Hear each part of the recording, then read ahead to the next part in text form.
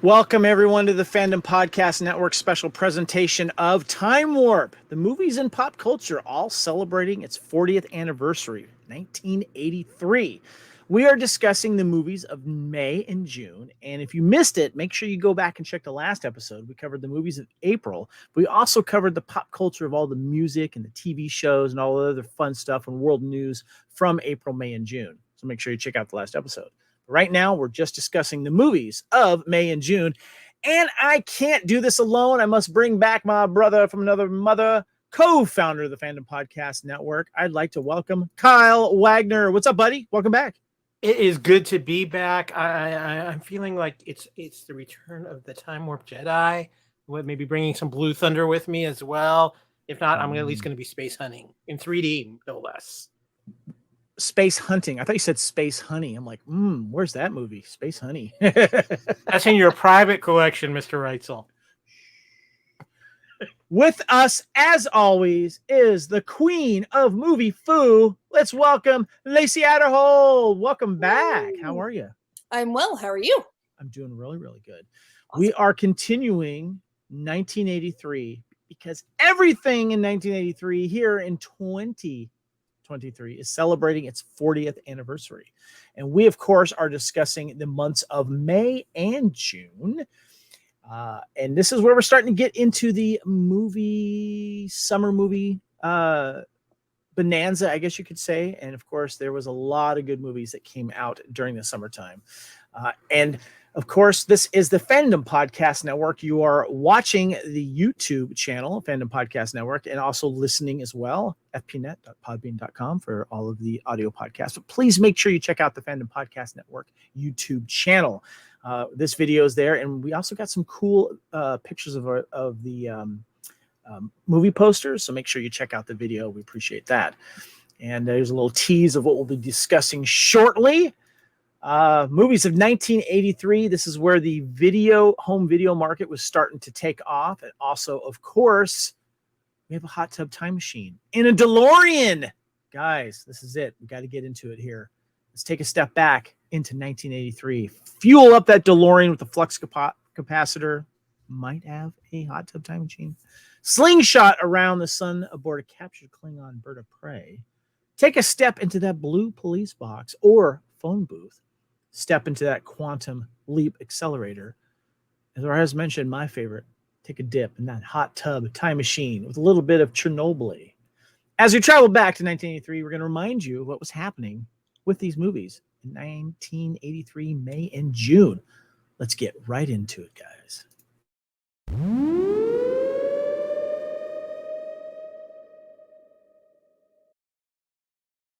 All right. As I teased, vintage May 1983 and vintage June 1983. We're all vintage. How do we feel? Do you feel vintage, Lacee? I'm turning 50 in like 2.5 months. I feel pretty vintage, guys. I feel pretty vintage. Kyle, are you vintage yet? I'm kind of feeling like I'm in that middle ground where I need to sit on the shelf for about another 2 or 3 years before I really hit that vintage point. I'm still fermenting. Still fermenting. Nice. I am 52 going on 53. Had to check my head for that for a second. Mm-hmm. Sometimes forget, but yeah, definitely feel vintage. Yes. I just don't like it when stuff 20 years ago is considered vintage. I don't like that. All right, guys. May 1983. Let's get into the first movie here. Dr. Detroit made just over $10 million in the theater. Starring Dan Aykroyd. Poster says he's making the world safe for insanity. Clifford Skridlow teaches at a small Chicago college run by his father. Conned into managing 4 prostitutes as their pimp, who skips town to escape the mob boss known as Mom, Clifford draws on his course in medieval literature in his quest to save the women from Mom. Director Michael Pressman, starring Dan Aykroyd, Howard Hessman, and future Mr. Aykroyd, Donna Dixon. Kyle, hit us up with some trivia. This was the first movie Dan Aykroyd made after John Belushi had passed away, just 3 months before principal photography began on this film. The first picture in which Dan Aykroyd got top billing as well. Also, as you said, Kevin, Dan Aykroyd did marry Donna Dixon after working with her on this project. They would, of course, appear both in Spies Like Us and The Couch Trip. The end of the film promises Dr. Detroit 2, The Wrath of Mom, which was in the works. In fact, Dan Aykroyd was writing the script when this film turned out to be a box office bomb. Universal pulled the plug. Is bomb guys, a kind of bomb might be a kind word for this movie, Kevin. Yeah, I got the DVD. I took a chance and bought it. Yeah, not so good. You know what? I like the concept. Mom was funny. Dan Aykroyd had its moments, but it just fell flat. I didn't find it funny. Dan Aykroyd, like I said, had some of his moments, and some of the Donna Dixon, some of the prostitutes that were funny. Mom, the mob boss was entertaining to a certain degree. I like the idea of him, kind of caught under his thumb with his dad and teaching, and he kind of wants to break out and kind of do his own thing. And well, he's going to become a pimp apparently, but he became a nice pimp. And it was like I said, it had a few moments, but just fell flat for me overall. Lacey, your thoughts on Dr. Detroit? It felt like a rehashing of Night Shift, but without the morgue backdrop that just makes it so much worse. Like, you know what I mean? And of course, I love Dan Aykroyd. He's phenomenal in 97.3% of everything he does. He's done. But this one it's funny. I haven't seen it in probably 25 years, maybe 20 something years. Yeah. So I have not revisited. I feel like it's one that I haven't revisited on purpose. Because I feel like it's going to be real dated and real. It is. I love the name of the movie. It stands out, but yeah, it just doesn't hold up. Kyle, your thoughts on Dr. Detroit? Dan Aykroyd would like to forget this movie ever happened. This is the thing about this is, and it's what's really interesting is this movie could have very easily derailed Dan Aykroyd's career because it's his first movie where he gets top billing. It's right after the death of John Belushi. A lot of people could have looked at it and went, yep, it was Belushi who carried Aykroyd that whole time. Luckily, it didn't, and thankfully, it didn't. But yeah, this thanks to movies like Ghostbusters, definitely put him back up on top there. I thought Spies Like Us as well. But yeah, I did. And this is one of those movies that was kind of hard to find. I bought it, but couldn't find it really free streaming anywhere. But I can see why it's kind of gotten lost in the ether, so to speak. So. All right, guys, next film we got here is Cheech and Chong Still Smokin'. Made just over $15 million. Cheech and Chong fly to the marijuana capital of the world, Amsterdam, for a film festival where they take Dolly Parton and Burt Reynolds' place in a limo, suite, press conference, and performance. They throw in some sketches as well. Directed by Tommy Chong, writers Tommy Chong and Cheech Marin, stars Cheech Marin and Tommy Chong, and Hans Van Veld. Be honest with you guys, I did a Cheech and Chong early 90s marathon. Might have watched one or two of them since then. I know we've been discussing them in 82, I think it was. For me, they're all the same film. There's a lot of funny jokes here and there, but they just, for me, it doesn't quite age well. Maybe age well isn't the right way, but they all kind of fall on the same. They're all the same. It's a certain way, and we're gonna bring up Cheech and Chong again a little bit later in this. But Kyle, you got us some trivia here as well. Yeah, I just want to add into what you're saying, Kevin, because I really do feel like this movie came out kind of as the high point of Cheech and Chong, where in that time frame. And I think these films are definitely films that reflect the time frame, but just don't necessarily translate the way that we think they would into the modern day. But I do have some trivia on this film. Something that's actually very interesting is because the last 20 minutes of this movie was concert footage from Cheech and Chong's then first live performance in 4 years at the Tuscanyski Theater in Amsterdam, the Netherlands, filmed in September 1982. This picture was nominated for Worst Picture at the Hastings Bad Cinema Society's 6th Stinker Bad Movie Awards in 1983. We need to bring those back instead of having the raspberries. Yes, the Stinkers Bad Movie Awards and the Hastings Bad Cinema Societies. Yeah.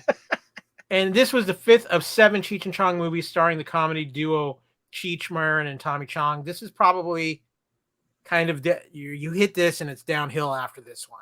Yeah. Yeah. So, Lacey, your thoughts on Cheech and Chong?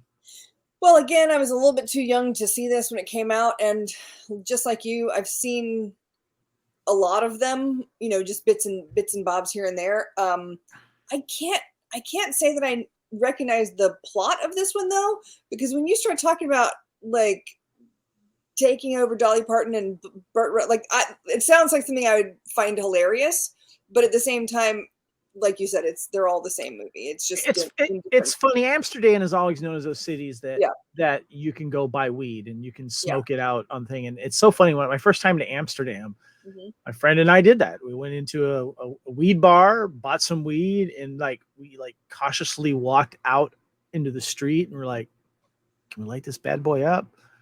Yeah, and we did. And we were just sitting there, and people were kind of looking at us, going, "Americans." It's just so funny.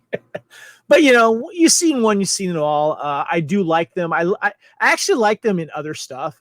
I loved it when Tommy Chong came into that 70s show. I love Cheech Marin with Nash Bridges. I thought he was good in that. And was it Born in East LA? I love that movie. Cheech Marin, Born in East LA is a great one. But Shrimp on a Barbie is my favorite Cheech Marin movie. Just gonna say. Yeah, that's fun. The thing about this too, about this time, they had become pretty mainstream in the popularity, so they were getting some known people to make cameos in their films. So that was another thing where at this point compared to the earlier Cheech and Chong films.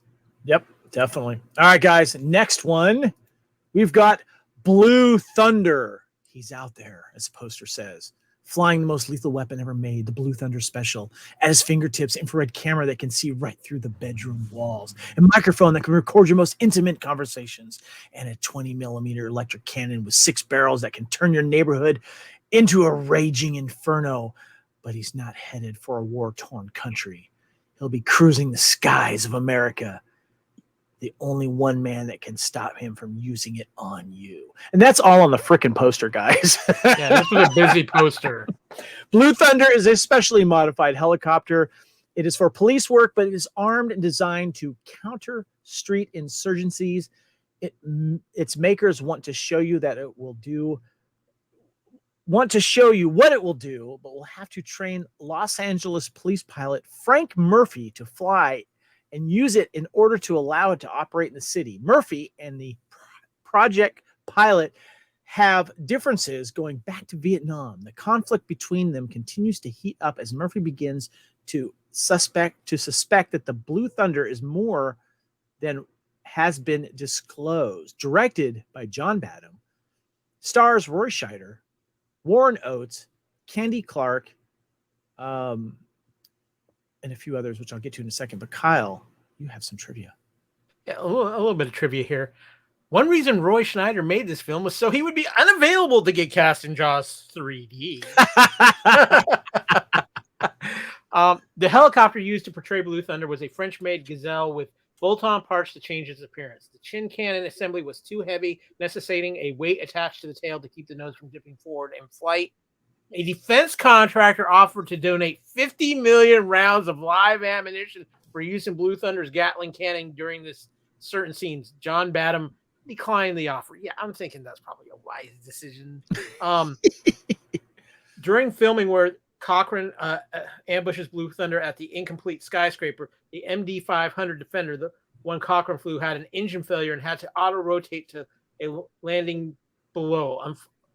Fortunately, the parking lot was cleared and the pilot walked away uninjured. The helicopter was only slightly damaged. Anna Forrest, who played the nude lady doing yoga, filmed another take of that scene with workout clothes on for the TV censors. So, Kevin, I gotta say something about Blue Thunder just real quick too, is because we have the classic, which was the better helicopter, Blue Thunder or Airwolf? And I'm sorry, Blue Thunder had some interesting things on it, but Airwolf is the superior looking and superior technological helicopter. Plus, it had Ernest Borgnine in it too. Yeah. I'll share my thoughts on it in a second. I did want to mention Daniel Stern plays, of course, the young co-pilot, and Malcolm McDowell plays the villain in this.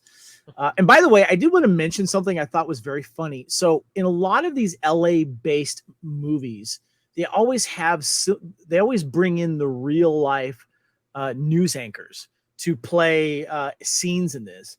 And the Asian American guy, I'm forgetting his name. He's in this movie, but he's the famous one in RoboCop that mentions some newsworthy stuff regarding RoboCop. But what's very funny is the cop in RoboCop last name is Murphy.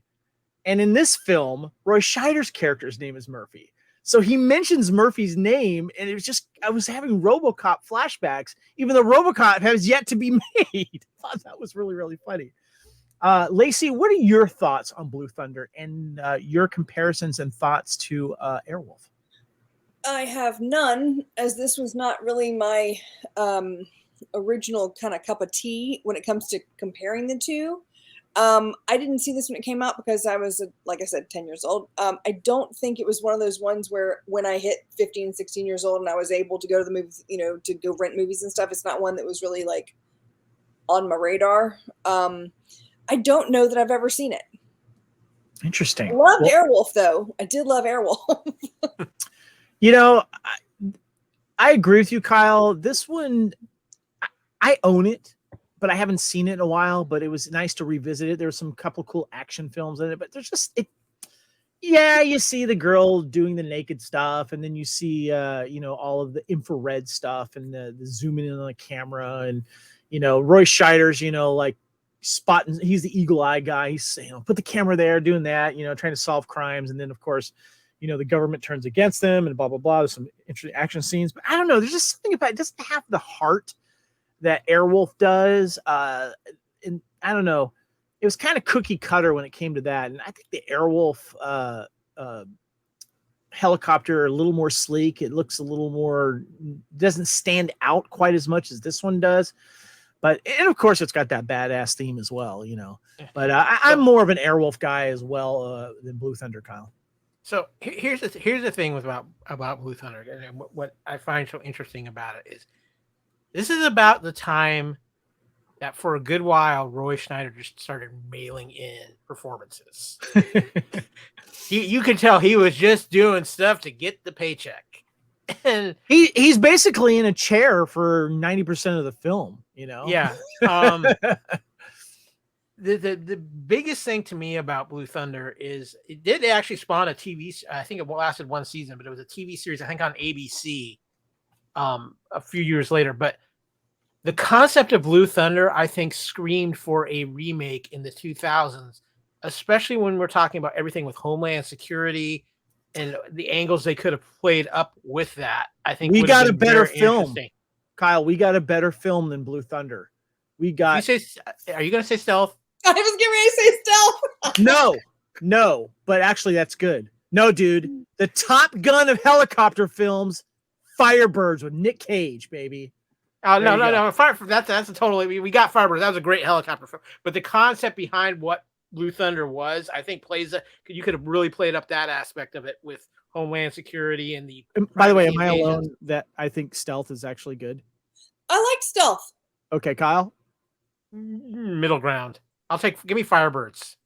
All right. Good point, okay. Kyle. Yeah. Wasn't Blue Thunder didn't they reference Blue Thunder in the movie Explorers when the helicopter comes down the creek and Darren kind of looks at me, he's like, "Oh, well, Blue Thunder," and they run off. I don't remember. I just have to add in this little quick tidbit too. The end of Back to the Future 3 is a tribute to Blue Thunder. How so? When they destroy the DeLorean on the train tracks, because that is how Blue Thunder gets destroyed. Roy Schneider lands Blue Thunder on the train tracks, and the train destroys Blue Thunder. Gotcha. I forgot about that.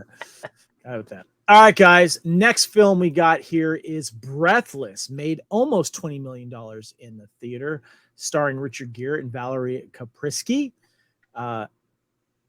Jesse has a lot to get out of Las Vegas. Jesse has to get out of Las Vegas quickly and steals a car to drive to L.A. On the way, he shoots a policeman. When he makes it to LA, he stays with Monica, a girl he has known for only a few days. As the film progresses, the police get closer to him and the crimes escalate. Directed by Jim McBride, also starring Art Metrano. Now, I want to mention real quick, I was debating whether or not to do this film, but I found out that, and I don't know if it's in the trivia, Kyle, so I'm going to spoil it here. I found it interesting, and a lot of people find movies interesting if Quentin Tarantino talks about them. I'm a big Tarantino fan, and I kind of like to know what movies inspire him. And he says he loves this film. I'd never seen this Richard Gere film. I found it streaming free somewhere. I don't know if it was Tubi or something, but it's streaming free out there somewhere. And I watched it. And it's basically one of those films where a guy, very charismatic, very good looking, starts out in Vegas, of course. He accidentally shoots a police officer. I got to say, he didn't do it purposely, but he's on the run. And it's just a guy who makes a bunch of terrible mistakes. And I was kind of getting into it, and then I don't know, just kind of falls off a little bit. You're just like, God, what is this guy going to do? He's good to look at. He's fun. Didn't expect to see his stuff in a shower scene, but you do see Richard Gere's junk, in case that's your thing. But beside that, though, the young French girl that's in this, Valerie Kaprisky, I haven't really seen her in a lot of other stuff. She's very pretty.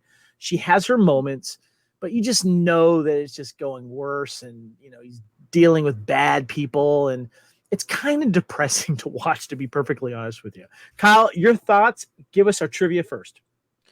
So, okay, first of all, I agree with you. This movie gets dull really quickly. However, I think it would have been much improved had Michael Mann, who originally worked on the screenplay but left the project to make The Keep, had stayed on this movie. But agreed. Yes.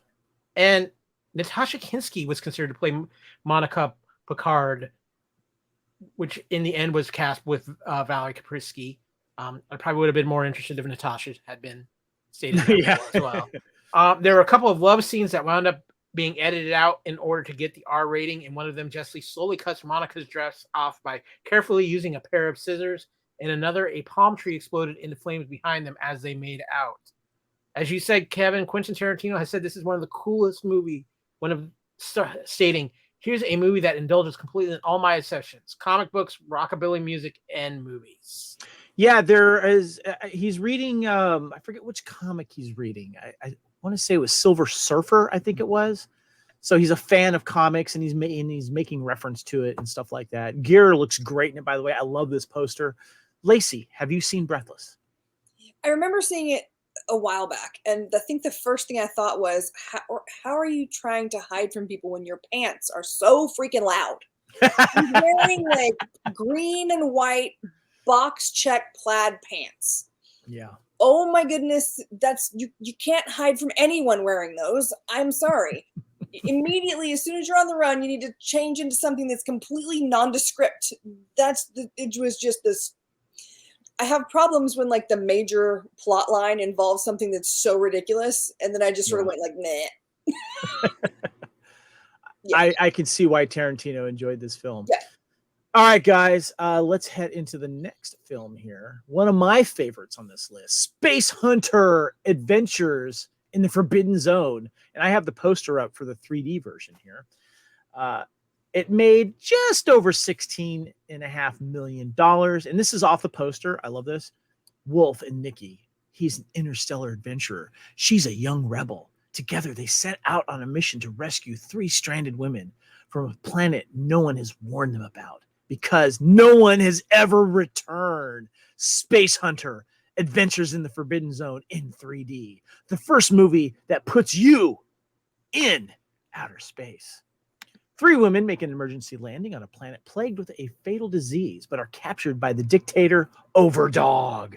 Adventurer Wolf goes there to rescue them and meets Nikki, the only Earthling left from a medical expedition.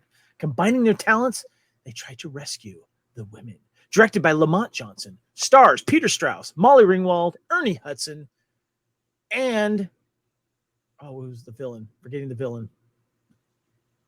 Kyle, help me out. You remember who the villain was in this? I'm trying to remember, because I actually. Oh, there it is. I'm sorry. It's right there. It is Michael Ironside. Thank you. Yeah. Now, I don't know if you remember this, Kyle, but I had recently seen this for the first time. Actually, let me clarify.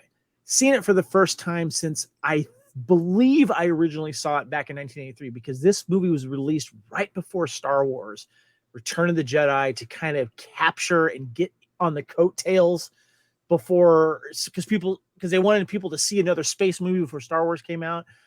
I don't remember. I think I remember seeing it. I don't know if I saw it in 3D, but I absolutely love this film. It has a Blu-ray release. I'm holding it right here.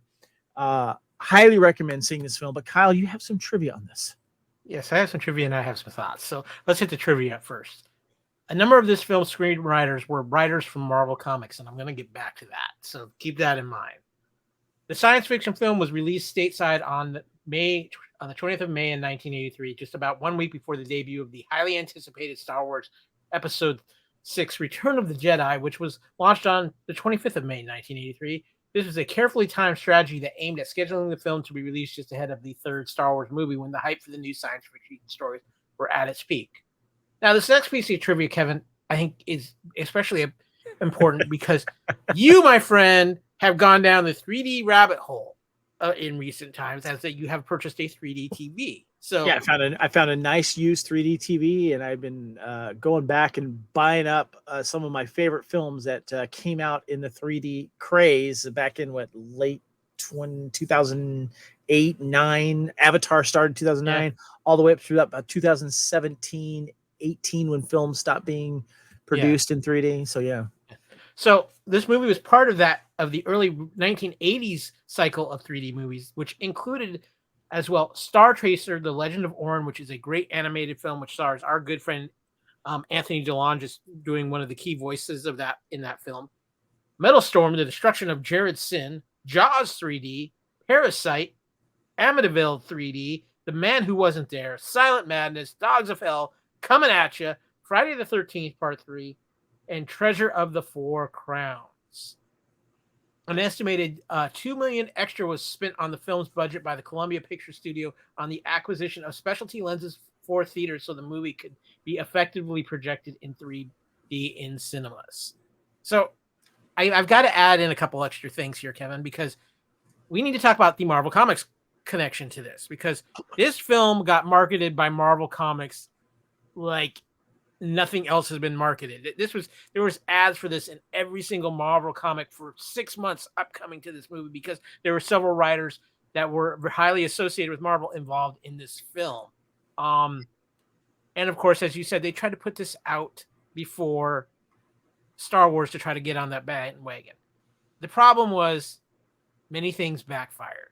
First of all, as they said, Columbia had to pay an extra $2 million just to get theaters equipped for 3D, and many theaters refused to have the 3D put in because they didn't want to deal with the hassle. So it was kind of hard to find this movie to watch in 3D. And two, people were like, it's not Star Wars. Star Wars isn't a week. We're going to just wait.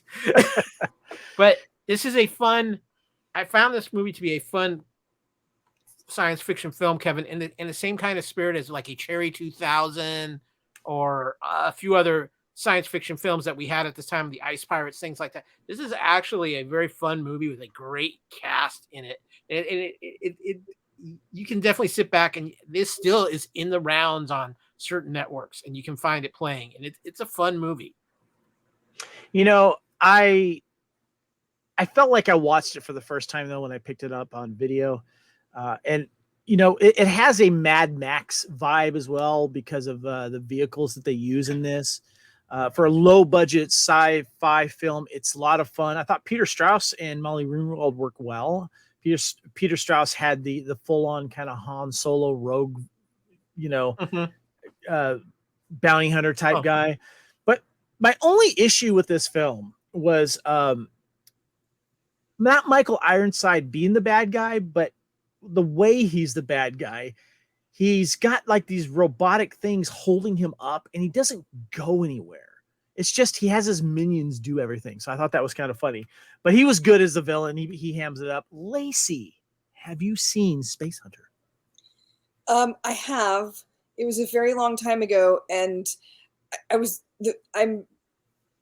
inside Kyle's brain right now because I was going to compare it to Ice Pirates and Cherry 2000. There you go. Yeah. And it's just, I mean, it really does. It just has kind of that like weird timeless but out of time situation. I don't know. Yeah, but I haven't seen it in probably 30 years, and I don't know that I'd be able to find it anywhere. It is on Blu-ray. Cool. It's easy to find. I bought mine on Blu-ray, and you can find it at a decent price. I think it's on Right on. Amazon too. So make sure you Okay, check cool. it out. It's it's a fun adventure film. I highly recommend it. But they have yet to put it out on 3D Blu-ray. Yes. Oh my God, I am on that. If that happens, please make that happen. Yes.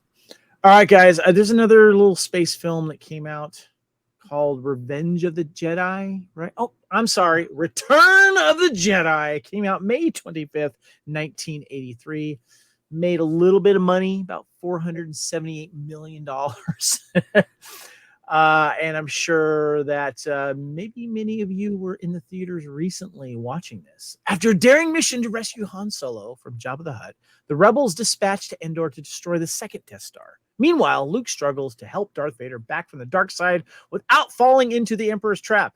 I chose to put the classic teaser poster of Return of the Jedi with just the lightsaber. I always thought that thing looked classic. Of course, there's been many interpretations of more classic versions of the poster that are out there right now, but I like this one, so I put that up there. Director Richard Marquand, stars Mark Hamill, Harrison Ford, Carrie Fisher, a plethora of many other wonderful actors. First of all, I'm going to tease a little bit something right here. We are going to be doing a Couch Potato Theater live on the Fandom Podcast Network on May 25th, celebrating this movie. If you're hearing this podcast, this is going to come out after that. Make sure you go back and watch that on the YouTube channel. It'll also release as an audio podcast. I'm just going to mention real quick that this is my favorite movie of the original trilogy, and I'll go into many reasons of that. Kyle, you got some trivia, and I just want to say I did go in and check the trivia on this. It's very hard to come out with trivia that I didn't know. Yeah, on this film. And plus, with us doing a Couch Potato Theater, we're going to be selective. So go Yeah. watch the Couch Potato Theater on the YouTube channel when it hits. But a couple of these are fairly well known. But Carrie Fisher really cared about Warwick Davis, who of course played Wicket, and his well-being during the filming. Has had to spend it in that hot Ewok costume. She also provided him with cookies and chocolate milk between takes. Davis later commented she was everything an 11-year-old Ewok could possibly wish for. The word Ewok is never spoken in the movie, nor are the individuals Wicket, Pablu, etc., referred to by name. The growls and sounds of the Rancor in Jabba's palace were actually made by a very vicious and very intimidating dachshund. The Jabba the Hutt puppet. Hold on. A wiener dog made the voice. Yeah. The Jabba the Hutt puppet took Stuart Freeborn's team 3 months to build, cost $500,000 to make, and weighed 2,000 pounds. While attempting to film Luke Skywalker's battle with the Rancor beast, George Lucas sought to have the Rancor played by a stunt performer inside a suit a la Godzilla. The production team made several attempts but were unable to create an adequate result. Lucas eventually relented and decided to film the Rancor as a high-speed puppet. So, Kevin, I one thing on this, I know we're going to dive much deeper into it on our Couch Potato Theater, but to me, until Batman 89, this was the event movie of the 1980s. This was the movie that was so highly anticipated. People could not wait for this, I think even more so than Empire Strikes Back, because of how Empire Strikes Back landed. I don't think there was as much anticipation for a movie from the time Return of the Jedi came out until because of the amazing marketing of Batman 89.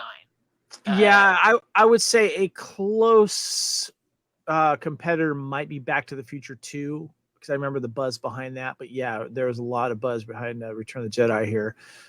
Lacey, your thoughts on Return of the Jedi? I loved it. It was, Princess Leia was always one of those characters that I really loved growing up, just because it was, a girl who got to run around and shoot guns and fight and do all the things that all the boys did. And I was always a tomboy. So, loved it. I feel like I don't want to take too much away from our other podcast. Yeah, we'll definitely get in more. I'm just going to mention real quick, I love this film because Luke was a badass in this, and I loved how he was introduced into it. And of course, the beginning of this film is absolutely brilliant with all of the creatures in Jabba's palace. So, Kyle, any other quick little words before we move on? It's an all-time classic, to this I mean, part of one of the biggest franchises in the history of our world, and there's not very many bad things you can say about Return of the Jedi. Yeah, and I'm gonna mention my thoughts on the Ewoks on that podcast. Yeah, I me and you, we're gonna have an Ewok conversation. Yes, we are. All right, guys. Next film, Chained Heat, drama, made just over $6 million in the theater. It is Linda Blair plays Carol, a young woman who must serve 18 months in prison after killing a man by accident. The prison turns out to be brimming with decadence, corruption, and sleaze, where the other female inmates are sadistic and the guards and warden are no better. Racial tensions are high as the inmates is divided into two factions, must either join together against the management or kill each other trying. Directed by Paul Nichols, stars Linda Blair, John Vernon, and Sybil Danning. By the way, guys, I don't know if I got it here somewhere. Oh, yeah. Got another classic, and I actually like this one, Savage Streets, starring Linda Blair. Wonder if that'll come up soon. Kyle, you have some trivia. Yeah, according to the American Institute's AFI catalog, an article published in the 13th on the 13th of February 1983 issue of the Los Angeles Times newspaper stated that this film was based on a true story of a young actress who was removed from Vassar College and placed in protective custody in a women's prison after her family entered the U.S. Federal Witness Protection Program. During a job interview with this movie's producer, Billy Fine, the Vassar student described much of what she witnessed in prison and how the experience affected her. Linda Blair said this in Red Heat almost ruined her career. Not Savage Streets? Not Savage Streets. Cast members Henry Silva and Sybil Danning, both about 4 years later, appeared in Amazon Women on the Moon, but appeared in different segments. I remember that. Yeah. Kevin, is it safe to say this might be one of the more infamous movies in Hollywood history? Yeah, it's spawned, I think, a couple of sequels too. I'll be honest with you. I don't remember seeing this film. I may have seen parts of it on maybe, late night Cinemax or whatever. But a lot of them, women in prisons things was kind of a thing that was going on. I don't know. I didn't find that interesting or sexy, I guess. I never really wanted to reach out to watch this film. I don't know. Just me. Lacey, what are your thoughts on Chained Heat? Have you heard of it? Exactly the same as yours. I have no interest in watching women in prison. I tried to watch like the first season of Orange is the New Black, and I was like, oh my God, why? I don't, what? Why? I don't know. No. What? No. Yeah. I can't imagine it's better than that, and it was awful. So I know these are popular in the video rentals and stuff, and a lot of these women exploitation films, whether they're like Savage Streets, I like because she gets revenge and kicks ass, and Linda Blair was good in that, and she kind of got stuck in this role, and then she kind of started branching out on other stuff. But I'll give it up for Savage Streets. That was good, and she definitely gets back at her attackers and kicks some major butt. But yeah, I don't remember. I have no interest in watching this. So it just feels so like dramatic. Yeah. I'm not a dramatic person. I don't. It just no. Yeah. Thank you. I hear you. All right, guys, we are getting into vintage June 1983. Right.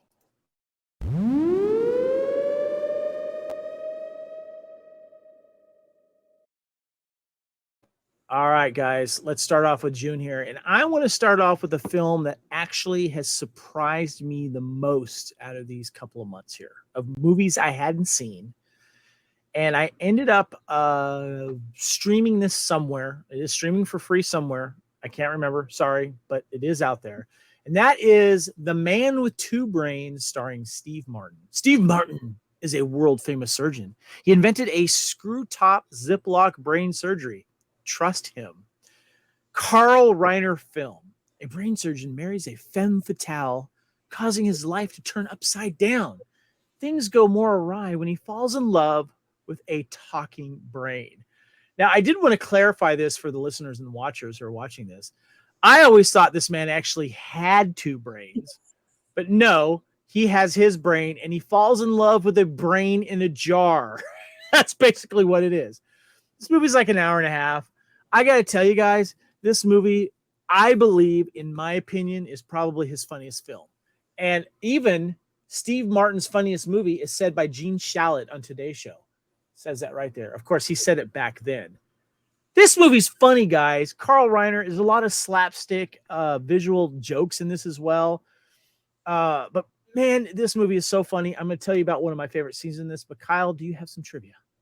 Yeah, the main movie that this film was spoofed was Donovan's Brain from 1953, but it also parodied such low-rent B classics as Beast of Blood, They Saved Hitler's Brain, and The Brain That Wouldn't Die. All those soon-to-be future films on Couch Potato Theater, I must say. But Kathleen Turner once said of this movie, after Body Heat, I got a lot of offers, but none of the films were good enough. I wanted this part because it's a comedy and because the character was so outrageous. I thought if I was very brave, I could do some extraordinary things with it. It wasn't a run-of-the-mill token female role. And it was the third or fourth films that Steve Martin has made with director Carl Reiner. The others are The Jerk, All of Me, and Dead Men Don't Wear Plaid. Lacey, I want to start with you. Your thoughts on The Man with Two Brains? This is second only to All of Me. I think All of Me is his favorite, is his funniest. I think the first 5 minutes of him trying to control his body is some of the best physical comedy I've ever seen a human even attempt. But this is, he's just such a good physical comedian. He's humorous in, his timing is different than anyone else. Like, other people can't make what he makes funny. Yeah. And he's just so good at it. Like, he's so fun. I mean, he's a national treasure. That's what it is. He's just a national treasure. Yes. I'll be honest. I didn't realize this movie was rated R. So there's some nudity in this film. I was like, oh, okay. Wow. Pleasant surprise there. But okay, so just real quick to clarify on the plot here, he's a brain surgeon. And Kathleen Turner is basically trying to marry old men for their money and then finding a way to kill them or whatever. And she gets hit by his car. And he saves her life, and fixes her brain or whatever. And she's still the same person, but she realizes like, oh, I can marry this guy for the money and maybe whatever, right? But then he meets a guy, a mad scientist guy, David Warner, I believe is who it is, and he's got this very funny apartment that he turns into like a medieval apartment. It's all these sight gags in there. It's very, very funny, especially when he says, oh, leaping lizards. And there's actually lizards that are jumping around. Very funny. It's almost Mel Brooks. It's almost almost Mel Brooks. Yeah. Yes. Yeah. And there's this very funny girl in the beginning where, when they're trying to get a police and ambulance to, help with Kathleen Turner's character getting hit by the car. A little girl, I think she was a Girl Scout. And he's like labeling off all of this medical jargon. And this little girl was able to remember all of it and say it in a very funny bit. But I'm going to spoil the funniest scene for me because it is so funny. It is so Steve Martin. When he meets this brain in a jar that David Warner's character has all of these brains in a jar, it starts to speak to him. And I found out later that the voice that he is falling in love with in this brain in a jar is voiced by Sissy Spacek. So he's falling out of love now with Kathleen Turner's character, and she's trying to bed him, right? Because they haven't had sex yet. Or maybe they have, I can't remember exactly. But he's totally not interested in her. And they go into bed, and she's like, you want to make love? He's like, all right. And this is all done under the blanket. He rolls over, and he does one pump, and he's done. It is so funny in that Steve Martin way.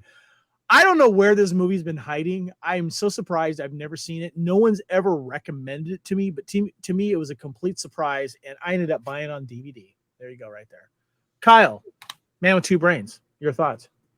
I think it is one of Steve Martin's funniest movies. It's underrated. I'm a mixed bag when it comes to Steve Martin. I've not always been a big fan of some of his films and the type of comedy he does, but I'm also not going to slam the genius that he is. But this is the thing that I think makes this movie work so well is Steve Martin just lets loose, and he lets loose in a way he hasn't done, I think, in a very long time in a movie. And I think you could, if you want to show somebody like top level Steve Martin, you show them this film, because I think there would be a lot of people who would see Steve Martin in a different light. Why is no one talking about this film like The Jerk and all the other funny movies he's done? Why is it not one of the first films that people? Because I think the idea of it is so over the top. And it had a Zucker Brothers feel too, with all the like Top Secret and Airplane, like all these sight gags, right, Lacey? Well, that's what I was saying with Mel Brooks. It's like a lot of pun, like sight gags and puns and stuff like that. Yeah. But I think too, at the time this came out, it just kind of got lost in the shuffle. Well, and let's face it, he made like 2 movies a year for like a decade. Yeah. I mean, he was a prolific, actor. I mean, for a while there, he was making a movie every weekend or something. And let's be honest, when we talk about especially these films that came out in early June, they were all caught in the tsunami that was Return of the Jedi in the theaters. Yep. This is true. This is very, very true. When I look at his career, I think he had his comedic role in the 80s, and then he kind of does the comedic dramas, the Parenthood or whatever it is, and he started getting into those. And I'm looking at his movies here, and obviously he's got The Jerk that kind of got him out there. Dead Men Don't Wear Plaid, which was a surprise to me. I actually enjoyed that film. The Man with Two Brains, The Jerk 2, Domestic Life. He does a TV series created by, I guess, 10 episodes. Then he does Three Amigos. Then he does Roxanne, LA Story, and he's getting into the 90s now. Bowfinger, and he's doing some other stuff here. But I got to say, in my opinion, out of I know Three Amigos gets it because he co-stars with other, comedic legends in that. But I got to say, this one, The Jerk's funny, but this one's way funnier. Just gonna say that for sure. That's my take. That's the reason I didn't actually say Three Amigos, was because it's not a Steve Martin movie. Yes, it's a Steve Martin, Chevy Chase, Martin Short. Like, so it's not really a single. Yeah. It's not a singular vehicle. Yeah. But yeah, and if you get a chance to, his newest show is Only Murders in the Building with Martin Short. Yeah. And it's, I think, 2 seasons now. Absolutely hilarious. Like, I've been hearing good things about that. I have not seen it. Oh my gosh, it's so good. Is that on Apple Plus? It's Hulu. And it's Martin Short, Steve Martin, and Selena Gomez. Perfect. And it's just delightful. All right, guys. Next film we got is Psycho 2, starring Anthony Perkins. 22 years later, and Norman Bates is coming home.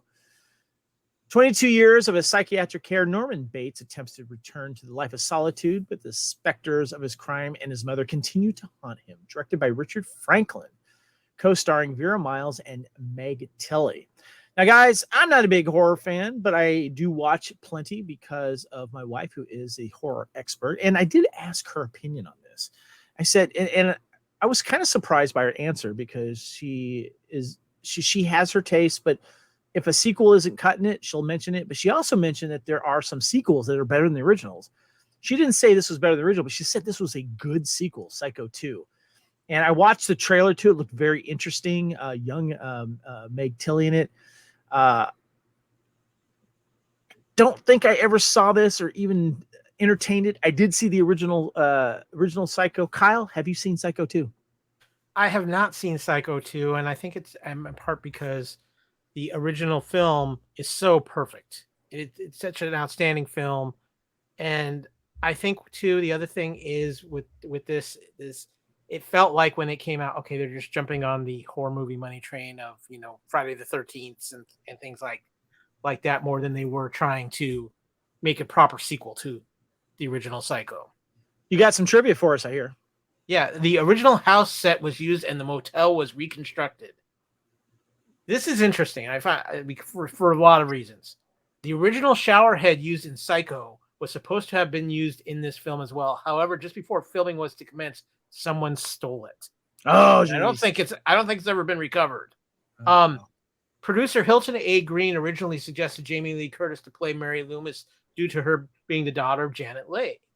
But having success with Halloween in 1978. Jamie Lee Curtis had a scheduling conflict, though, and did not want to return to the horror genre after getting such a huge role in 1983's top comedy. And yes, I can understand why she was very busy because we're talking about Trading Places. Wow. Now, I know, Lacey, you're not a big horror fan, so I'm assuming you did not see this.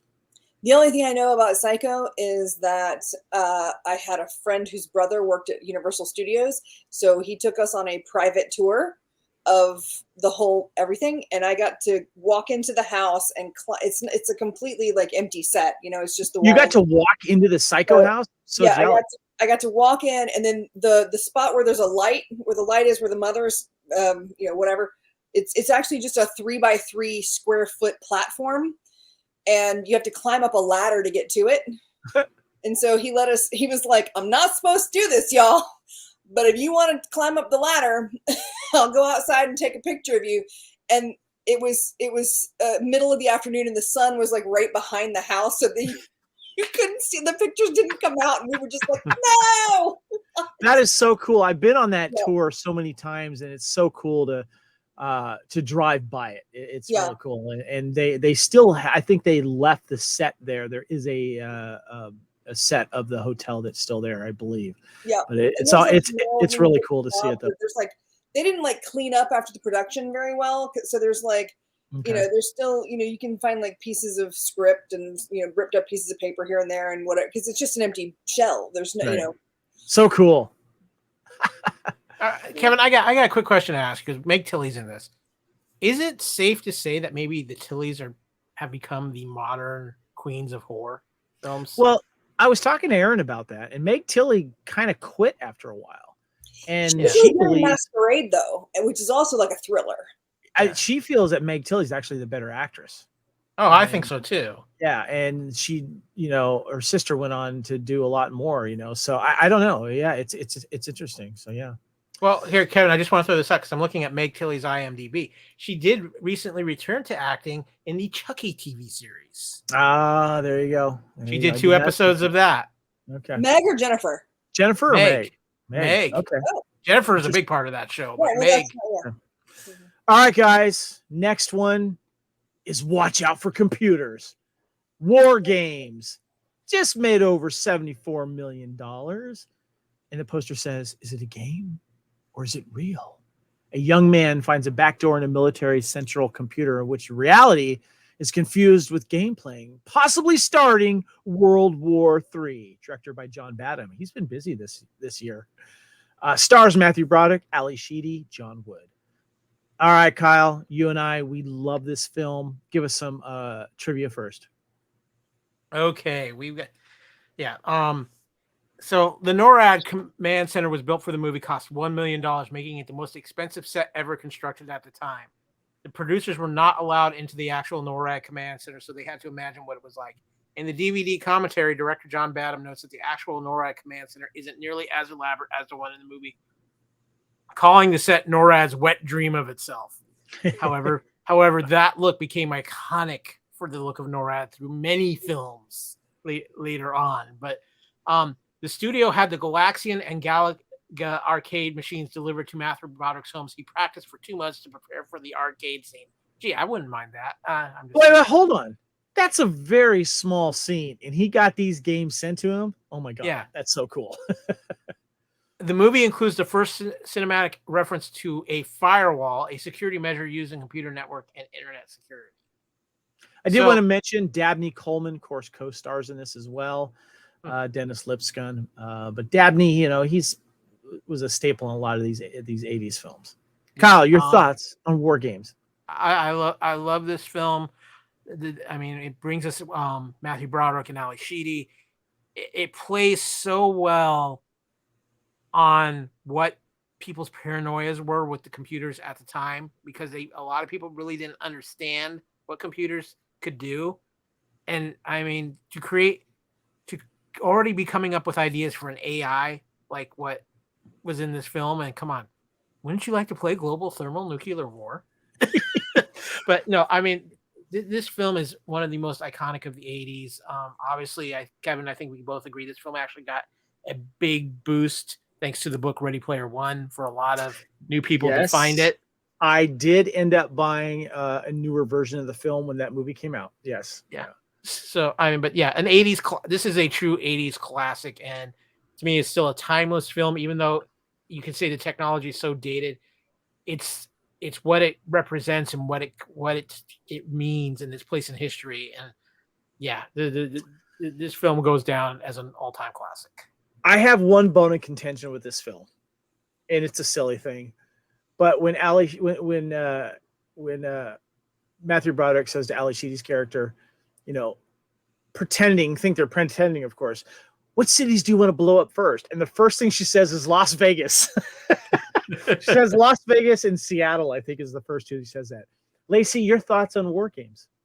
I loved WarGames. I actually, for a while, I got really into like getting press kits from like all the, like, because they don't really do press kits anymore, but they used to do press kits, which was a folder which had about 3 to 15, 8x10s, and then the original breakdowns of all the scripts and everything. And I remember, like, I still have it. I was ordering off of eBay at the very beginning of eBay, and I found one for WarGames and a couple of other ones. And the guy who sent it to me, he wrote like a handwritten letter that was like, "Hey, by the way, I happened to be like working on the press crew when this happened or whatever." And so he was like, "I hope you don't mind. It's not in pristine condition. The first photograph in the set is actually signed by Dabney Coleman and Ali Sheedy." Oh my God, And I that's was so like, cool. "Oh, I'm so upset." But he was, yeah. So I have this press kit from WarGames from a million years ago that has. I still have to get Matthew Broderick to sign it, but That is so cool. Yeah. I love that. I love this film. It is it's just fun to go back and look at the 80s technology. And there's I love the moment how Matthew Broderick escapes from being caught, and he gets on the tour bus and then escapes back, and then he finds his way back to Oregon, I think it was. And then they go on a little road trip to find the scientist guy or whatever who's presumed dead. And there's some references to that in Ready Player One. And I just recently watched it again. It's a fun movie. And yes, of course, it's aged with all the technology, but I think the story and this whiz kid doing his thing, I would actually be interested in seeing an updated version of this. I think this would be really, really I think cool. they've tried. They actually did an updated version of WarGames. Did they really? Yeah, it did not. Yeah. It was a sequel, but it did not go. It did not go well. But one of the things about this film, though, too, Kevin, is I really think this is a film that the datedness of the technology doesn't matter. People just accept it as what it is. Because it was a thing to be afraid of back then. One thing I will say, this movie does not inspire confidence in government security. Very true. Yes. I will also say, if you're gonna do a tech, flashback tech, where you do maybe the net and Strange Days and hackers, I feel like this one is one that could be added into that. It doesn't seem like it at the beginning, but I feel like there's enough. Oh yeah. Technology involved. Also, I wonder if the name Joshua went up or down based on this movie. Like, I wonder how popular the name Joshua was afterwards. I just want to make one real point. You mentioned the net. That is a movie where the technology datedness really hurts the film. It does, yeah. Yeah. Joshua, I think that name probably went up. All right, guys. As mentioned a little bit earlier, let's talk about Trading Places. Dan Aykroyd, Eddie Murphy made $90 million in its initial theatrical release. They're just not getting rich. They're not just getting rich. They're getting even. Some very funny business. A snobbish investor and a wily street con artist find their positions reversed as part of a bet by two callous millionaires. Directed by John Landis. Of course, stars Eddie Murphy, Dan Aykroyd, Ralph Bellamy. Oh gosh, what's that other girl? Oh God. Jamie Lee Curtis. Yes, Curtis Lee or something like that. I don't. Yeah, Curtis Lee. Kyle, you have some trivia. Then I've got some thoughts. In one of the all-time greatest movie cameos, Ralph Bellamy and Don Amici make cameo appearances in Coming to America in 1998 or 1988 as the same characters who the two are now homeless, and Prince Akeem, of course played by Eddie Murphy, gives them a large amount of money to get them back off the streets. That was amazing. In 2010, as part of Wall Street's Transparency and Accountability Act, which was to regulate financial markets, a rule was included which barred anyone from using secret inside information to corner markets, similar to what the Duke brothers tried to do in the movie. Since the movie inspired this rule, it has since become known as the Eddie Murphy Rule. Ah. According to John Landis, Jamie Lee Curtis was a hard sell to Paramount because she had only done horror films and was not known for comedy. And lastly, and we're going to get into a lot more about this particular thing later, but this movie was filmed immediately after the Twilight Zone, the movie accident, where Vic Morrow and two child actors were killed when a helicopter crashed during production. John Landis was later tried and acquitted of manslaughter. The first time in history, a Hollywood director was charged for a death that had occurred on set. Like I said, we're going to be talking about all that a little bit more later because that's a pretty poignant moment in Hollywood history. Yeah. So I recently rewatched this, guys. Such a funny film. But I kind of went into a different lenses on this because obviously Dan Aykroyd and Eddie Murphy are really good in this. And of course, Jamie Lee Curtis is famous for, of course, showing some nudity in this. But when you look past that, she's really, really good in this movie. I kind of feel this is her movie that she steals because obviously she is a working girl, but she does the escort stuff to make extra money for what she's doing in real life or, next to her other life. But she's very charming in this film. And I love the chemistry she has with Dan Aykroyd as well. I just love their scenes together, but she is just so freaking funny in this. She's so good in this. It really surprised me. And I think in a way, this is her movie, to be honest with you. Kyle, your thoughts on Trading Places? Trading Places is one of those films that when you go back and look at the careers of the actors involved, you're going to say, how did they get all these people in this one film? And you think about it, Eddie Murphy's coming off of 48 Hours. Dan Aykroyd is still very much a hot commodity himself between the Blues Brothers and Saturday Night Live. And then you add in Jamie Lee Curtis in a totally different role for her and the risk that she took for this film. And then a couple of legends. This film is so much fun. This film is, I think, in certain ways, very unique in the aspect of how they did this switch of characters out between Dan Aykroyd and Eddie Murphy, but how easily it was manipulated. But it also really set up, I think, even more so, the con man aspect to Eddie Murphy's comedy that he pulls off so well in so many films he does after this, including Beverly Hills Cop, things like and such of those things. And it's one of the things that really establishes the type of comedy that Eddie Murphy does. But I also agree with you. I think Jamie Lee Curtis very sneakily steals a lot of this movie. Yeah. Your thoughts, Lacey? I think that this is a movie that transposes high school. I bet I can turn anybody into a prom queen. Like classes from high school into actual like class warfare. And it does it really well. Yeah. Two very wealthy men who bet a single dollar that they can literally upheave these two people's lives and turn one of them into a criminal and one of them into, and it really is. It's basically She's All That with Eddie Murphy, Yeah. and there's so many of these movies that are the high school, the two jocks that make the bet. Yeah. That's it. You're right. That's what this is. This is that, but they turn it into an actual, like, functional, real world concept, which just goes to prove that people who were a-holes in high school are going to be a-holes when they're 90. And Denham Elliott, he's obviously from Raiders of the Lost Ark and stuff. It was good to see him in this as well.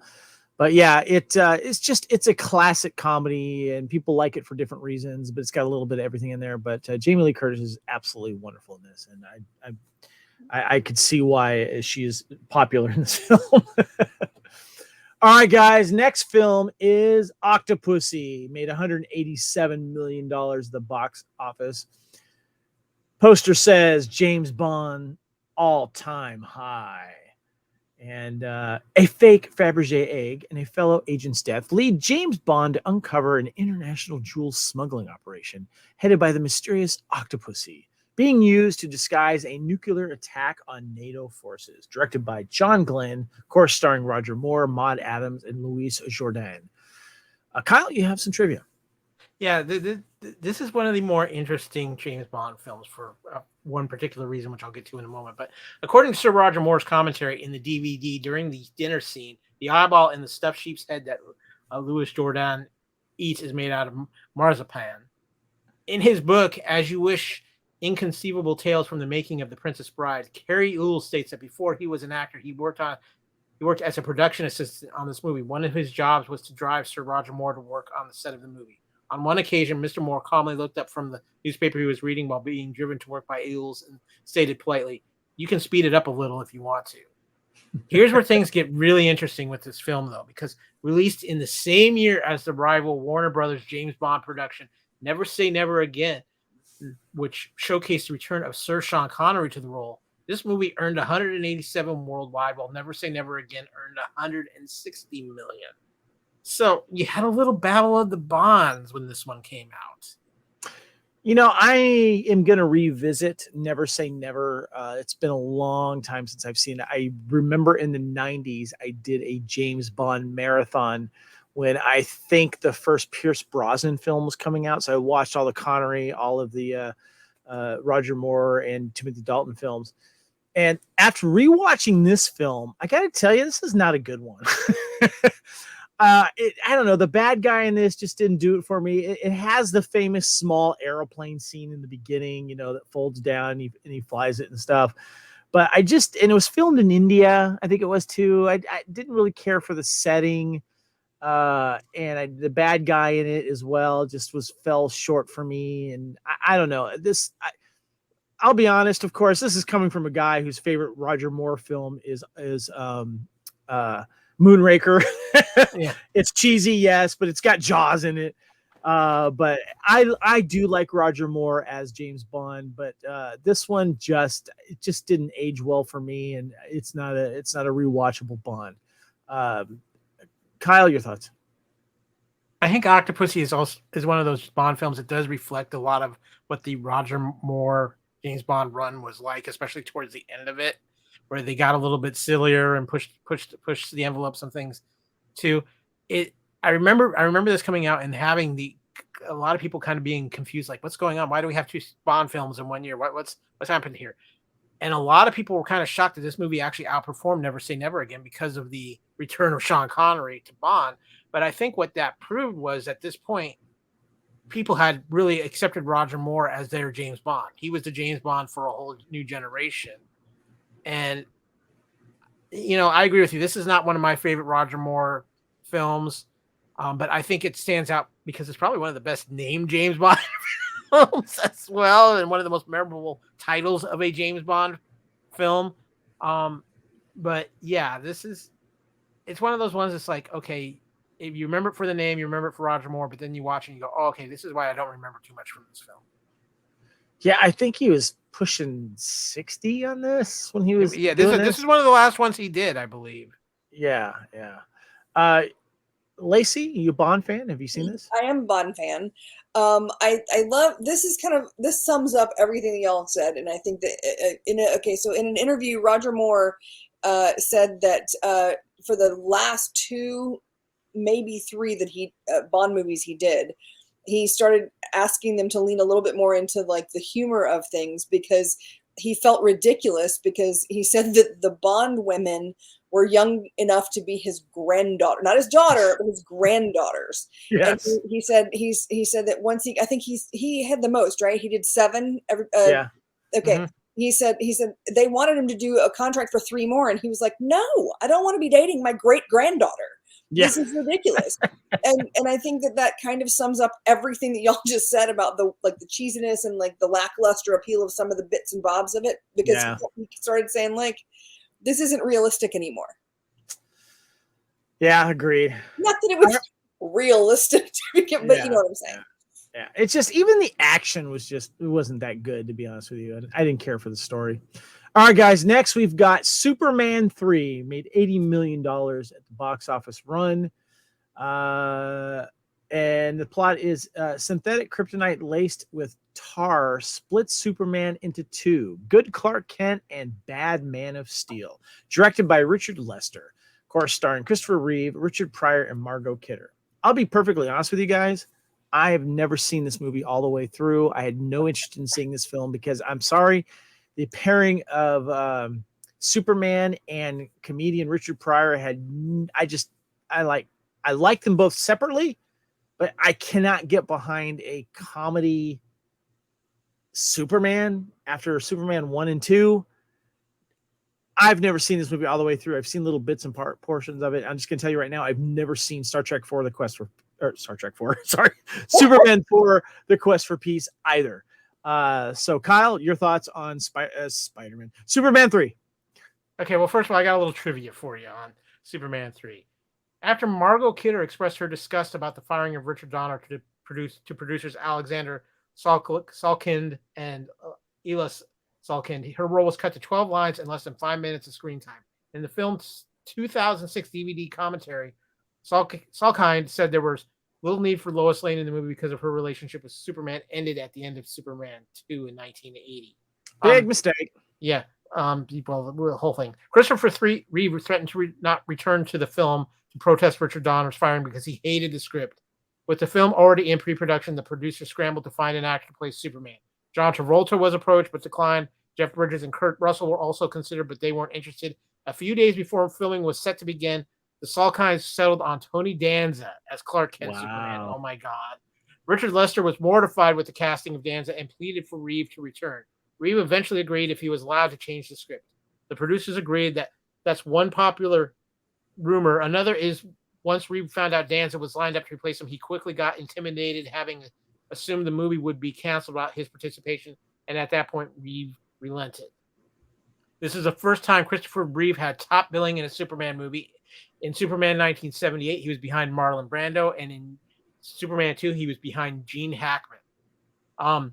Reeve was not happy with the film and often expressed in interviews how he hated how it turned out. He initially swore never to play the role again. He was persuaded to make Superman 4, The Quest for Peace, in exchange for more input on the script. That didn't help. Okay, so Superman 3. Yes, the big thing about this was Richard Donner getting fired from the Superman films after a lot of crazy things. Big mistake. Yeah, huge mistake. I remember when this film came out, the selling point of this film was Richard Pryor, because Richard Pryor was just on a heater at that moment, and he was showing up in everything. This film is bad, and this film makes no sense. It's like you're just watching a totally different universe. I remember watching this and going, "Where's Margot? Where's Lois? Where's all this?" And just the craziness of what they tried to pull off. The villain is terrible. There's a supercomputer thing that's god awful. You have drunk Superman, kryptonite drunk Superman versus Clark Kent in a junkyard at one point. It makes no sense. It's all over the place. The only redeeming thing about this film is Annette O'Toole is wonderful as Lana Lang in this film. She is great in this film, which led to, of course, the brilliant casting of her being Clark's mom in Smallville. Okay. But yeah, Annette O'Toole is fabulous in this film. But otherwise, there's a reason why people just say, yeah, the Superman movie stopped after Superman 2. And I think we're just better left at that. Lacey, have you seen Superman 3? Kyle took my line, man. The one thing about this film that was well done was casting Annette as Lana Lang, and that led to her becoming, Martha Kent, and which also led to her husband being cast as Perry White, which is just delightful. So I think that that's the best thing about it. Also, it encouraged me at that point to always clean out my purse like once a week. There's one scene where Richard Pryor is like pulling out all these pieces of paper to create this computer, and I'm like, no, it felt like someone like emptying out their backpack at the end of a semester. Gotcha. I have one quick question for you, Lacey. See if you agree with me on this, because Okay. there's a lot of people who have seen Superman 3 when we talk about Annette O'Toole, who actually thought Annette O'Toole had better chemistry with Christopher Reeve than what Margot Kidder had. 100% agree. Yeah. Interesting. 100%, yeah. Not enough for me to watch this film, but I find that interesting. And there's also the scene where they have the picnic, and he accidentally starts eating the dog food and starts saying, "Oh, this is lovely pate," and I'm just like, "Oh, Yeah. Nope." All right, guys. Next film we've got The Survivors. Comedy made about $14 million in the box office. The poster says, once they declare war on each other, watch out, you could die laughing. Starring Walter Matthau, Robin Williams, and Jerry Reed. Both have lost their jobs. Two strangers become unlikely friends after a run-in with a would-be robber who is actually a hitman with a grudge against the two. I couldn't find this movie anywhere. It doesn't seem to be one of those films in rotation in any TV streamers or anything, even on cable. I've never seen this film. Kyle, give me some trivia and then give me your thoughts. The picture originated with producer William Sackheim, who had become intrigued with the survivalism several years earlier. Sackheim said these people who practice survivalism flee to the hills, and once they get up there, they don't trust anybody, including each other. There's a kind of madness about it. Somehow it struck me as a very funny idea for a comedy. Robin Williams was attracted to this project for several reasons. Williams said, first of all, after GARP, The World According to GARP, I wanted to do a far-out comedy, and The Survivor certainly qualifies. Secondly, I like the basic premise. If we stick together, it will all work out. As John Goodman was in this, one of his first movie roles in this film as a commando at the Militara shop. I'm going to defer to you, Kyle. Have you seen this? I got to defer to our queen of movie foo as well, because I had never even heard of this movie until. I think she's seen this, Lacey. Yeah, I found it on DVD. And I don't normally do DVDs. If I can find a Blu-ray, I'll get the Blu-ray instead. This is it's classic Robin Williams for that time period. It's a perfect description of how two completely different people will react to the same situation in completely different ways. The two men are in a robbery, and they foil the robber. The robber is Jerry Reed. And then Walter Matthau's character is kind of the quiet guy. He just doesn't want to deal with it. He's safe. He's alive. Everything's fine. Robin Williams' character starts taking like interviews on TV and talking about how he, basically putting this guy down, and then he finds out who they are and threatens to kill them. So Robin Williams goes to a survivalist camp to learn how to protect himself, and the hitman kidnaps Walter Matthau to go and find Robin Williams and kill them. It's a bizarre, wacky turn of events, but it's really funny, and it's got some interesting things to say about, the Russians and the whole concept of, war back then. There's a lot of kind of timely information about where we stood as a government. So it's got some interesting bits and bobs, yeah. I tried to find if it was streaming on somewhere. I couldn't find it streaming for free that I could see without paying for it somewhere. But it just seems like one of those movies that got lost in the ether, some of these that we dig up in our time warps, So I would like to see it, but I'm not going to go out and buy the Blu-ray or DVD, though.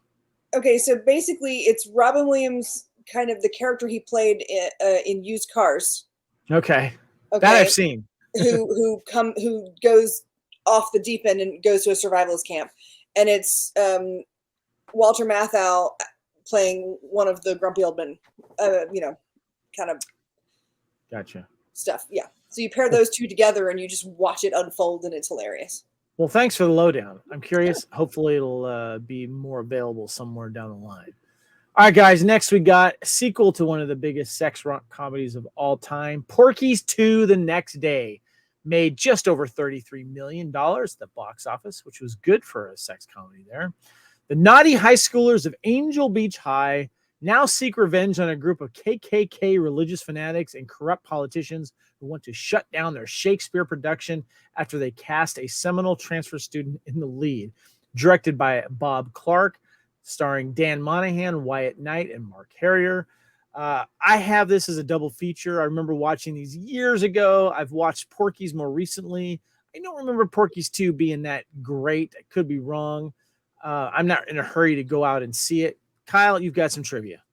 Yeah, this movie has a very interesting history because it's actually responsible for it's tied into what you would a movie you would never expect it to be tied into, because Bob Clark directed this film at the same time he was filming A Christmas Story.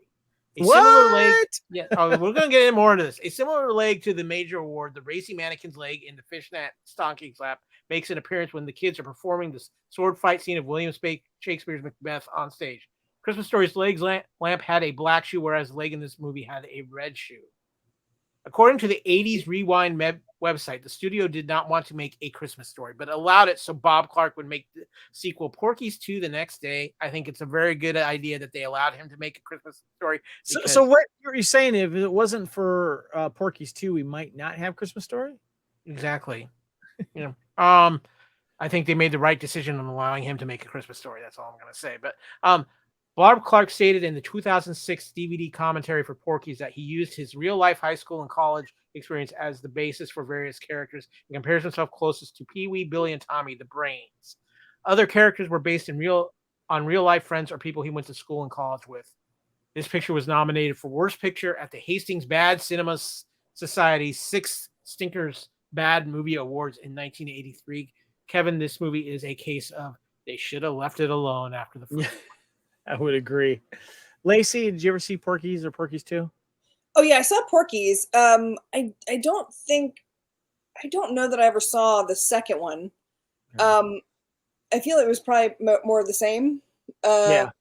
I also would like to just chime in and say that I'm one of the 4 people on the planet that just didn't get A Christmas Story. Like, I don't get it. Like, I just don't get it. It's kind of like Lebowski. I don't get that either. Wow. Hot takes. Yeah.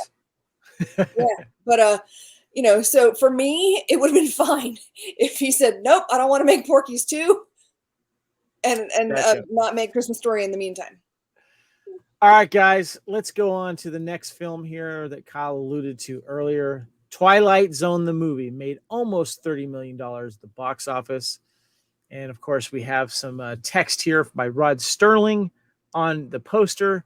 You're traveling through another dimension, a dimension not only of sight and sound, but of mind, a journey into a wondrous land whose boundaries are that of imagination. Next stop, the Twilight Zone. 4 horror and science fiction segments directed by 4 famous directors, each of them being a new version of a classic story from Rod Sterling's landmark television series. Directors Joe Dante, John Landis, George Miller. Stars Dan Aykroyd, Albert Brooks, and Vic Morrow. Kyle, I think I saw this years and years and years ago. I've never rewatched it, to be honest with you. It's not fresh in my mind. I just remember all the scenes behind what happened and what this movie's more famous for. Please give us the trivia here and go ahead and give us your thoughts on Twilight Zone, the movie. Okay, well, before I get into the trivia, Kevin, you and I, we have very strong feelings about the movie The Crow. When I think about movies that are tied in with Hollywood tragedy, it's The Crow and the Twilight Zone, the movie, because of the horrific accident that happened on set of Twilight Zone. And I've got to be honest with you. I'm actually surprised this movie made the light of day, considering what happened. Because in the filming of one of the segments of the Twilight Zone movie, there was a horrific helicopter crash accident which killed veteran actor Vic Morrow and 2 young children in a very gruesome way that led into one of the most interesting things in Hollywood history to this day that is still very controversial. And as I said earlier, led to John Landis actually being charged with manslaughter and going to trial over manslaughter. But here's some trivia about this. As Vic Morrow was waiting to film what would turn out to be the scene that killed him, he allegedly said to a production assistant, "I must be out of my mind to be doing this. I should have asked for a stunt double. What can they do but kill me, right?" While he was filming Dirty Mary, Crazy Larry in 1974, he insisted on having a $1 million life insurance policy before he would shoot any scenes involving the helicopter in which he was due to ride. He was very insistent, and when asked why, Morrow allegedly replied, "I have always had a premonition I was going to die in a helicopter crash."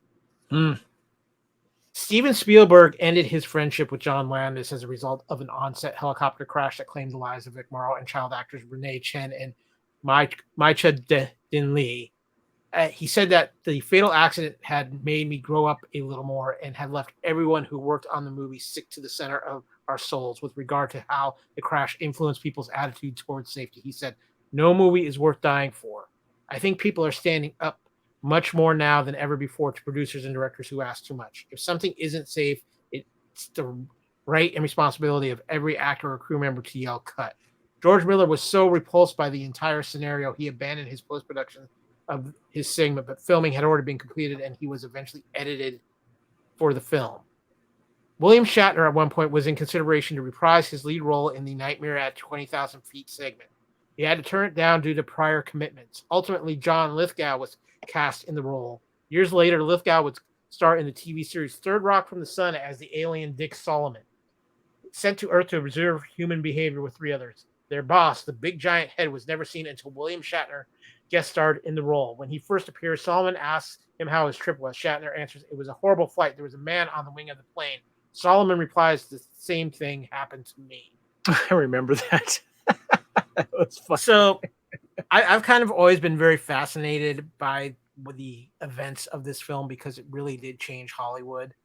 And it amazes me to this day some of the accidents that have occurred on Hollywood sets, including Brandon Lee and even most recently the events with Alec Baldwin in the movie Rust, because what happened on the set of this movie was absolutely horrific and should have never, ever happened. And the fact that John Landis could have easily never made another film again and almost didn't. And there's just, I've seen this film a couple of times. It made the cable rounds for a while. And there was always a rumor that the actual scene where they died actually made it into the film. You just don't see it because it's in the background. This movie itself, the thing I always remember about it is the 2 things. One, the opening sequence with Dan Aykroyd driving, I forget who he's in the car with, but he's like, "Do you want to see something scary?" And they're talking about the Twilight Zone. And it turns out Aykroyd's actually a zombie. And then at the end of the film, which the film ends with the John Lithgow recreation of the classic William Shatner thing, they load him onto this ambulance, and the ambulance driver turns around, and it's Dan Aykroyd's character saying, "Hey, you want to see something really scary?" And then the doors to the ambulance shut, and the movie ends. But this movie changed Hollywood forever with an incredibly tragic circumstance. And I know a lot of people who just refuse to watch this movie because of what happened. Yeah, I get that. And I'm in that class. I have not wanted to, I believe I saw it on video later because of, what happened. I just have never had a reason to return to it. And I'm not a big anthology movie person where there's all these different stories that are put in there. And, and then along came Amazon Women from the Moon and of course, Kentucky Fried Chicken or whatever it was that kind of are more comedy versions of anthology. And I prefer those. But I'm not a big anthology person guy. There's a few exceptions, but I have had no interest to return to watch this film at all. I'm fine with just leaving it alone. Lacey, your thoughts? Yeah, I honestly, the only thing I really know about this is the tragedy. And I think you're right. I think that happened. It has caused precedent for things to change on film sets. And then, you have again with The Crow, and then even with Midnight Rider. I mean, now there's actually new legislation. The Sarah Jones,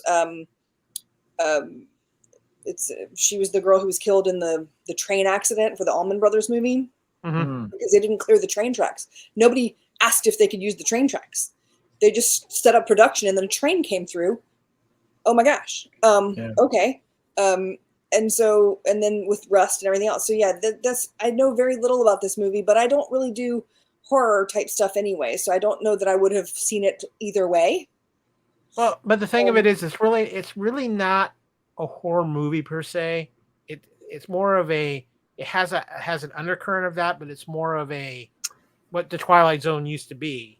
See, I used to watch the Twilight Zone all the time when it had those, was it July 4th marathons? Yeah. And I would get into that. But Twilight Zone, I just can't revisit. I don't even watch the old ones anymore. I don't know. It's I remember that was it late 80s run of Twilight Zone, and some of those. Well, there was a late 80s run Then there was another run with Forrest Whitaker involved, and then of course the most recent run on Paramount Plus with Jordan Peele.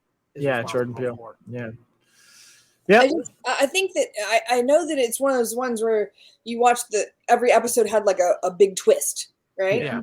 So I feel like that's maybe all M. Night Shyamalan watched as a kid. And that's what he does. He just does movies with like a weird twist at the end, and you're like, okay.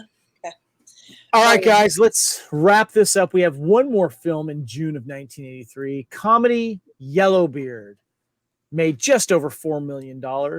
A shipload of laughs, and there is a lot of people in this film. Graham Chapman, Peter Boyle, Cheech and Chong, Peter Cook, Marty Friedman, Martin Hewitt, Michael Horderin, Eric Idle, Madeline Kahn, James Mason, and John Cleese. After serving 2 decades in prison, Yellowbeard, Graham Chapman, breaks out determined to recover the treasure that he buried so long ago, alongside his son, Old Crew, and the British Navy. Directed by Mel Damsky.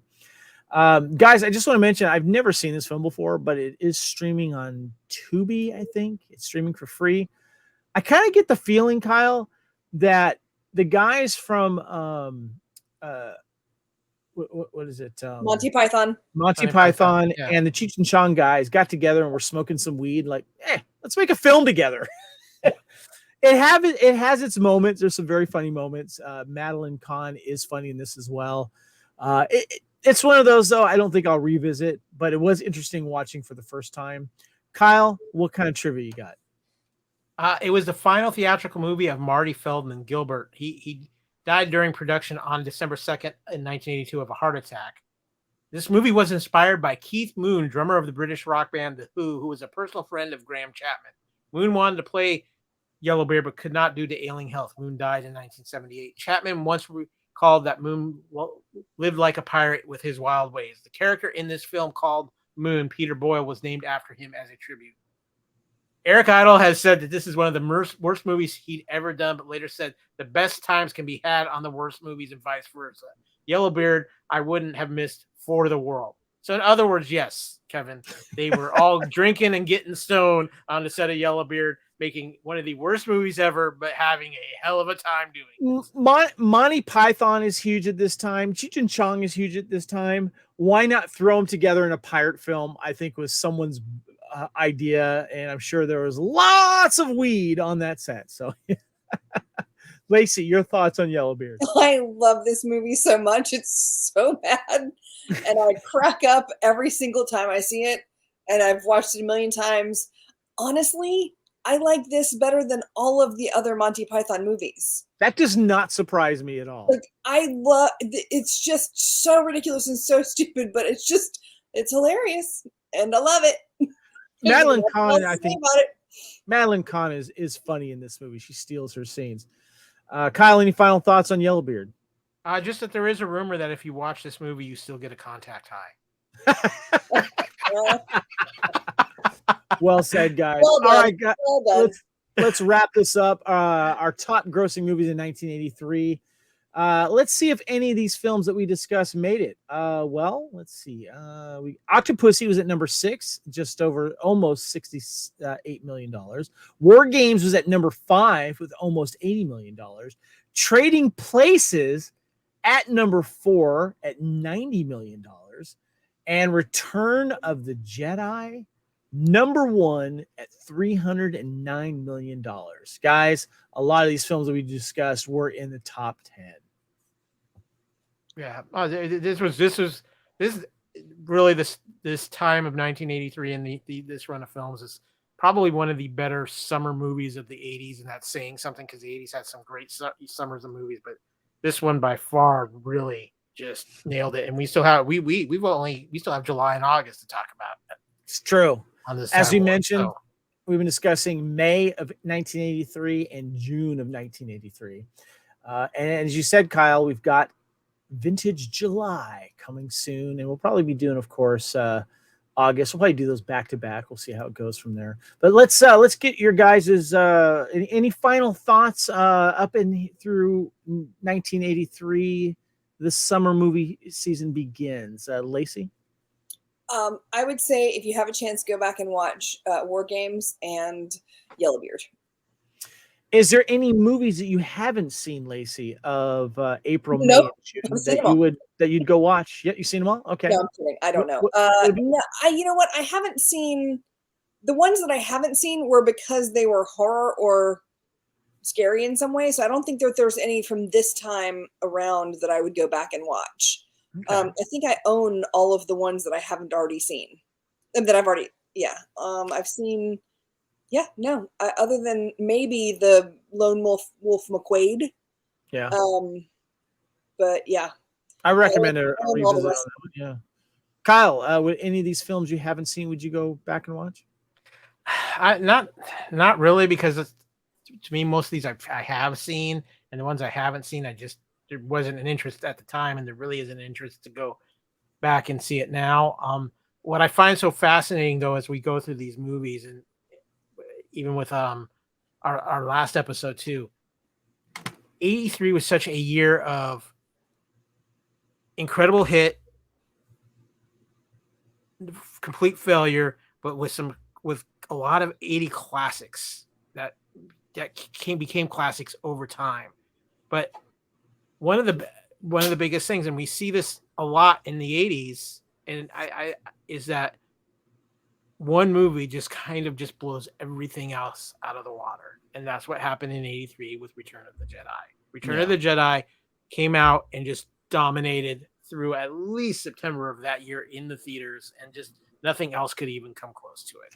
And well said, Kyle. But there was a lot of other good movies that came out. We'll be diving into those as well. But I think you sold me. If I can watch it, Lacey, I'm going to go check out Better Late Than Never. That looks like a fun movie. Oh, yeah. Yeah. And the Blue Skies, I kind of want to see it too. Blue Skies again. The girl baseball movie, I kind of like to see that as well. But finding that, don't know about that. But guys, let's go ahead and get some contact information here. First of all, you're listening and watching on YouTube, the Fandom Podcast Network on YouTube. This is Time Warp 1983. Everything 40 years old. We're going to be continuing it through the rest of the year, of course. My name is Kevin. I am on Twitter and Instagram at Spartan_Phoenix. Again, please go to the Fandom Podcast Network YouTube, subscribe, share it. We appreciate it. Watch the video. If you're listening, thank you. All of our audio podcasts can be found on fpnet.podbean.com.